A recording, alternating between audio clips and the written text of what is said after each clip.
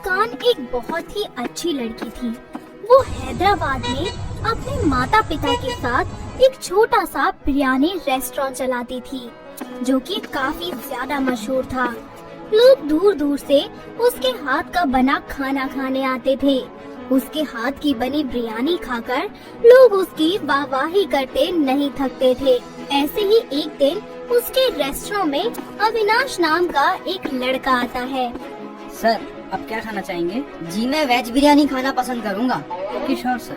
थोड़ी ही देर में वेटर अविनाश का ऑर्डर लेकर आता है। अविनाश जैसे ही बिरयानी खाता है, वो उसके टेस्ट का फैन बन जाता है। वो वेटर से बात करके बिरयानी बनाने वाले शेफ से मिलने के लिए कहता है। वेटर जल्दी से किचन में जाकर मुस्कान को बुला कर लाता है।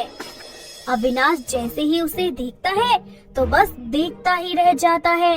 तभी मुस्कान बोलती है, एक्सक्यूज मी सर, आपने मुझे बुलाया? क्या बात है, बिरयानी में कोई कमी है क्या? अरे नहीं नहीं, आपकी बिरयानी तो बहुत ही ज्यादा अच्छी है। मैंने आज से पहले इतनी अच्छी और टेस्टी बिरयानी कहीं नहीं खाई। Thank you so much. वैसे आपकी तारीफ?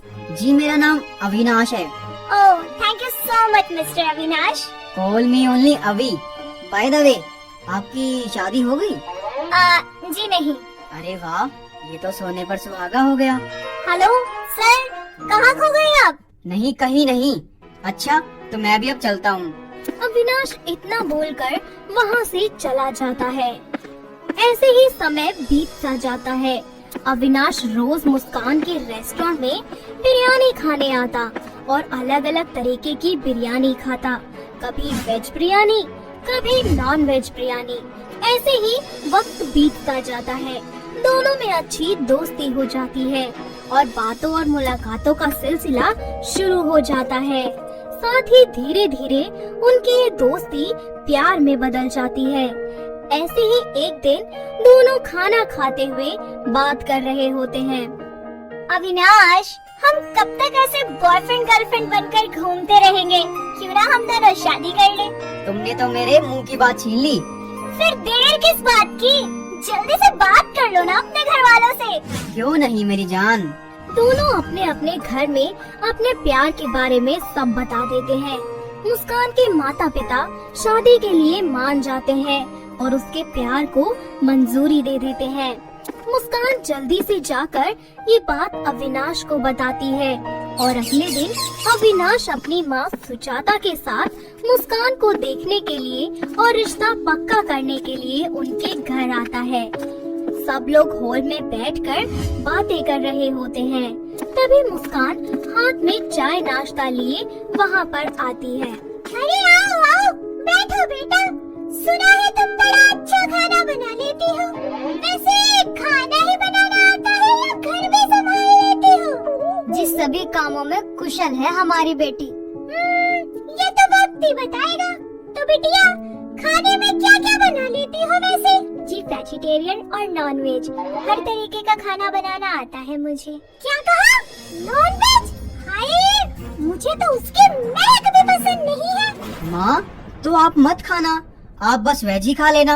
हाय, मुझे तो इस लड़की को देखकर ही घिन आ रही है। पर क्या करूं, अपने बेटे की जिद के आगे अब मैं कुछ कह भी नहीं सकती।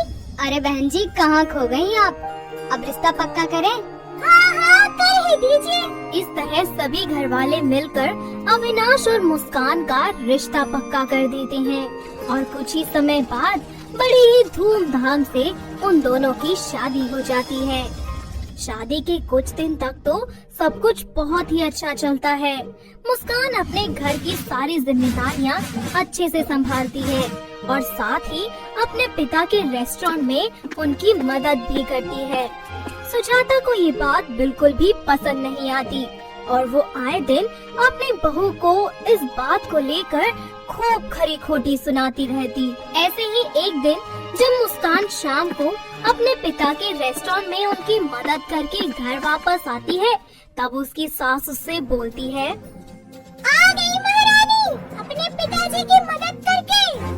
जी माँ जी, आ गई और अब जल्दी से घर का खाना भी बना देती हूँ। अविनाश आते ही होंगे। अरे रुक जा, यहीं कहाँ जा रही है? जा जाकर पहले नहा, माँ जी, ये कैसी बातें कर रही हैं आप? अभी सुबह ही तो नहा कर गई थी मैं। जितना कहा है ना उतना कर, ज्यादा जबान मत चला। ना जाने कितनी बार दिन में तो वो नॉनवेज खाना बनाती होगी।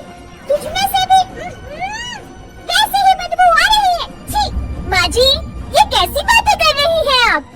अरे सही बात कर रही हूँ मैं एकदम। वो तो मैंने अविनाश की जिद पर तुझे अपने घर की बहू बना लिया, वरना तुझ जैसे लड़के को तो मैं अपने घर के चौखट न मांगने दूं। माँ जी, नॉनवेज खाना बनाने से कोई अशुद्ध हो जाता है, ये बात कौन से पुराण में लिखी है भला? ज्यादा ज्ञानी मत बन, समझी? जितना कहा है उतना कर, वरना निकल जा मेरे घर से। मुस्कान रोते हुए वहाँ से चली जाती है। समय बीतता जाता है और दिन पर दिन सुजाना के ताने बढ़ते ही जाते हैं। इन सब से परेशान होकर मुस्कान अपने पिता के रेस्टोरेंट में जाना बंद कर देती है। वक्त बीतता जाता है और धीरे धीरे बढ़ती उम्र के साथ सुजाता के घुटनों में दर्द होना शुरू हो जाता है और वो सारा दिन दर्द में कराती रहती है। मुस्कान दिन रात अपनी सास की सेवा करती कि किसी तरह उसके सास को आराम मिल जाए, पर इन सब से कोई असर न हो पाने पर वो अपनी सास को हॉस्पिटल ले जाती है, जहां डॉक्टर उनके घुटनों का एक्सरे करने को कहते हैं और फिर बताते हैं, ये देखिए, आपकी सास के घुटनों का ऑपरेशन करना होगा क्योंकि इनके घुटने बिल्कुल जाम हो चुके हैं और अगर समय पर इलाज नहीं किया गया तो हो सकता है आने वाले टाइम पर ये चल भी ना पाए। नहीं नहीं नहीं डॉक्टर साहब, प्लीज प्लीज ऐसा कुछ मत कहिए। आप जल्दी से मेरी माँ जी का इलाज कर दीजिए ताकि वो ठीक हो जाए। मुझसे उनकी ये परेशानी और देखी नहीं जाती। डॉक्टर सुजाता के घुटनों का ऑपरेशन कर देते हैं। तभी मुस्कान और अविनाश उनसे मिलने उनके पास जाते हैं, जहां डॉक्टर उन्हें बताते हैं, जी देखिए मिस्टर अविनाश, आप तो जानते ही हैं कि आपकी माता की काफी उम्र हो गई है। ऐसे में बॉडी को रिकवर होने में और हेल्थी होने में बहुत समय लग जाता है। आप प्लीज अपनी माँ को नॉनवेज खाना खिलाएं, सबसे बेस्ट यही है। मुस्कान और अविनाश अपनी माँ को हॉस्पिटल से घर ले आते हैं और दोनों मिलकर उनकी खूब सेवा करते हैं। अपनी अच्छी सेहत और खुशहाल जिंदगी के लिए सुजाता चिकन सूप पीना शुरू कर देती है और वो भी मुस्कान के हाथों का बनाया हुआ। धीरे धीरे उसके घुटनों का दर्द ठीक होने लगता है और अब वो वापस से पहले की तरह चलना शुरू कर देती है और अपनी जिंदगी को पहले की तरह ही जीने लगती है, जहां उसे किसी व्हील चेयर की और डंडे की जरूरत नहीं पड़ती। साथ ही अपनी बहू का सेवा भाव देखकर उसे अपनी गलती का एहसास हो जाता है। मुस्कान बेटा, मुझे माफ कर दे। मैं ये समझ ही नहीं पाई कि फर्क खाने का नहीं, फर्क सिर्फ हमारी सोच का है। अरे माँ जी, माफी मत मांगिए। मैं तो आपसे कभी नाराज ही नहीं थी, बल्कि मैं तो बहुत खुश हूँ कि आप वापस से पहले जैसी हो गई। इस तरह सुजाता के मन से भेदभाव की भावना हमेशा के लिए निकल जाती है। साथ ही मुस्कान भी वापस से अपने पिता के साथ काम करना शुरू कर देती है। वो दिन दोगुनी और रात चौगुनी तरक्की करती है। साथ ही सुजाता भी अब तरह तरह की वेज और नॉन वेज डिशेस बनाने में अपनी बहू की मदद करती है। तो दोस्तों, कैसी लगी आपको हमारी ये बिरयानी वाली बहू? क्या आपके घर के आसपास भी है कोई ऐसी बहू जो इसी तरीके की टेस्टी बिरयानी बनाती हो? अगर हाँ, तो हमें कमेंट करके जरूर बताएं।